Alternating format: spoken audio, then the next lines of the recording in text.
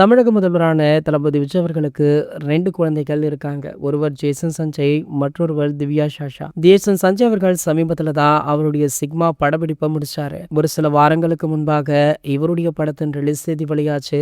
அதனை அடுத்து சிக்மா படத்துடைய முதல் சிங்கிள் பாடலுமே வெளியாச்சு. இந்த பாடல் தற்போது வரைக்குமே பட்டி தொட்டி எங்கும் பட்டே கிளப்பிட்டிருக்கு. இது ஒரு பக்கம் இருக்க, விஜய் அவர்களுடைய மகளான திவ்யா அவர்கள் லண்டன்ல அவங்களுடைய மேற்படிப்பை முடிச்சுட்டாங்களா. அவங்க இன்னும் 1 அல்லது 2 நாட்கள்ல சென்னை திரும்ப உள்ளார் அப்படின்ற செய்தி வைரலுமே ஆகிட்டு இருக்கு. மேலும் ஏர்போர்ட்ல செய்தியாளர்களையுமே சந்திக்க இருக்காங்களாம். சமீபத்துல பாத்தீங்கன்னா தமிழக முதல்வரான தளபதி விஜய் அவர்கள் வாழ்க்கையில பல சர்ச்சையான விஷயங்களுமே நடைபெற்றது.